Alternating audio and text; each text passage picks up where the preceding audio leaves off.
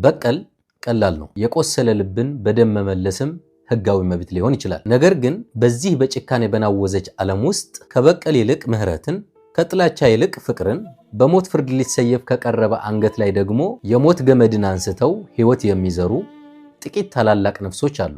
ዛሬ የምነግራችሁ ታሪክ እጅግ በጣም ልብ የሚሰብር አይናችሁን በእንባ የሚያጥብ ቢሆንም ዳግመኛ ግን በሰው ልጅነት ክብር እንድታምኑ ያደርጋቸዋል። እኚህ ከጀርባ በምስሉ የምትመለከቷቸው በሐዘን የጎበጡ በእጃቸው በትር የጨበጡ አዛውንት ዛሬ በመላው ዓለም የሚገኙ በሚሊዮኖች የሚቆጠሩ የሰው ልጆችን እንባ ያረገፉ የሰው ልጅነትን የላቀ ከፍታ በተግባር ያሳዩ ታላቅ አባት ናቸው። ስማቸው ሼኽ ያሕያ ብን ቃኒስ አልቢሸሪ አልጋሕጣኒ ይባላል። እሳቸው በቀል ቀላል በሆነበት ደም በደም በሚታጠብበት ዓለም ውስጥ በጥላቻ ምትክ ፍቅርን፣ በሞት ፍርድ ምትክ ደግሞ ህይወትን መርጠው የአንዲት ምስኪን እናት እንባ በደስታ ያበሰሩ እውነተኛ የዘመናችን ጀግና ናቸው። ታሪኩ የተፈጸመው በሳዑዲ አረቢያ ደቡባዊ ግዛት በምትገኘው ዓሲር በተባለች ግዛት ነው።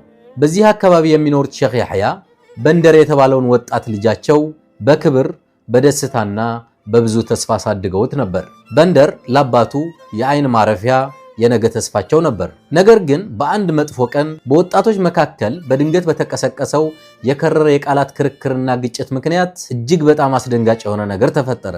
ያሲር የተባለው ወጣት የሼኽ ያሕያን ልጅ የበንደርን ህይወት ቀጠፈ። የአንድ አባት ዓለምም በአንዲት ጀንበር ፈረሰች። ልጃቸው በንደር በደም መሬት ላይ ወደቀ። የሼኽ ያሕያ ቤት በለቅሶና በከባድ ሐዘን ተሞላ። ወጣቱ ገዳይ ያሲር በቁጥጥር ስር ውሎ ወደ ወህኒ ቤት ተወረወረ። ጉዳዩም በፍርድ ቤት ሲታይ ለዓመታት በከፍተኛ ጭንቀት በእስር ቤት ላይ ቆየ። በእነዚህ ዓመታት ውስጥ የሼኽ ያሕያ ልብ በሐዘን ሲደማ፣ የወጣቱ ገዳይ የያሲር ወላጅ እናት ደግሞ በጭንቀት ውስጥ ሆነው ያላለቀሱበት አንድም ቀን አልነበረም። በመጨረሻም የሳዑዲ ፍርድ ቤት ገዳዩ ያሲር በሞት ቅጣት እንዲቀጣ የማይቀለበስ ውሳኔ አስተላለፈ። ለሼኽ ያሕያ ቤተሰቦች እባካችሁ ይቅር በሉ በሚሉ የሀገሪቷ ታላላቅ ታዋቂ ሽማግሌዎች አማካኝነት በሚሊዮኖች የሚቆጠር ገንዘብ የደም ካሳ ቀረበላቸው። ሼኹ ግን የገንዘብ ካሳውን በፍጹም ሊቀበሉት አልቻሉም። እኔ የልጄን ደም በገንዘብ አልለውጥም፣ የልጄ ነፍስም አልሸጥም በማለት በሚሊዮኖች የሚቆጠሩ ለካሳ የቀረበላቸውን ገንዘብ ውድቅ አደረጉ። ይህን ተከትሎ የፍርድ መፈጸሚያ ጊዜ ተቆረጠ። ህይወቱ ሊቀጭ። ወጣቱ ያሲር የመጨረሻው እስትንፋስ ሊተነፍስ 15 ሰዓታት ብቻ ቀሩ።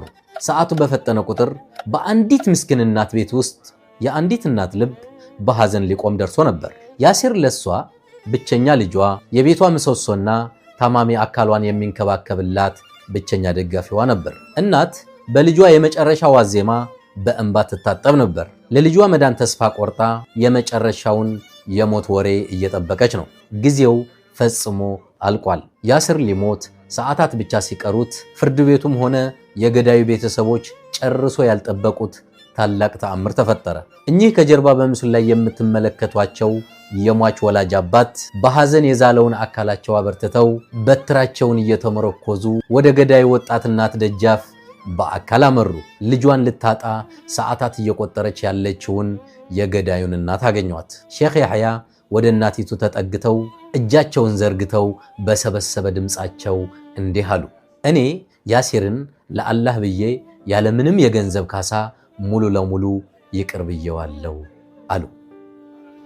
أنا جاي اليوم ما في عني ياسر وجه الله والوجهك وجه سلمان بن عبد العزيز وجه محمد بن سلمان ይህንን ታላቅ የምስራች የሰሙ በቦታው ላይ የነበሩ ሰዎች በሙሉ በከፍተኛ ድምፅ ማልቀስ ጀመሩ።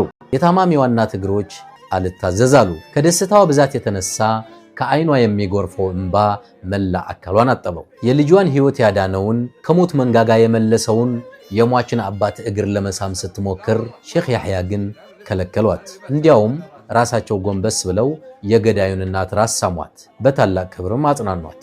ሼኽ ያሕያ አልብስሪ በቦታው ላይ ለነበሩ ሰዎች በሙሉ እንዲህ አሉ። የልጄ ደም ዋጋ የለውም። እኔ ምንዳዬን የምፈልገው ከአላህ ዘንድ ነው። እኔ በሕይወት እያለው በዚች እናት ላይ ምንም አይነት ውርደትና ችግር እንዲደርስባት አልፈቅድም አሉ። ይህ ነው እንግዲህ የእውነተኛ የይቅርታ ትርጉም። አባት ልጃቸው በንደር በሞት ቢያጡም ሌላኛዋ የልጇን ሞት ለመስማት ሰዓታት ስትቆጥር ለነበረችው ምስኪን እናት ግን ልጇን መለሱላት። በጥላቻ በተሞላች በቀል በነገሰባት ዓለም ውስጥ ፍቅርና ምህረት ሁልጊዜም እንደሚያሸንፉ በተግባር አሳዩ። የሰው ልጅ የመጨረሻው ጥግ ይቅርታ ነው። ለመሆኑ እናንተ በጥላቻ ምትክ ይህንን ያህል ትልቅ ምህረት ለማድረግ ልባችሁ ይፈቅዳል? ይህ ታሪክ ልባችሁ ከነካው ሰብአዊነት አሁንም በምድር ላይ እንዳለ ለማሳየት ቪዲዮውን ላይክ፣ ሼር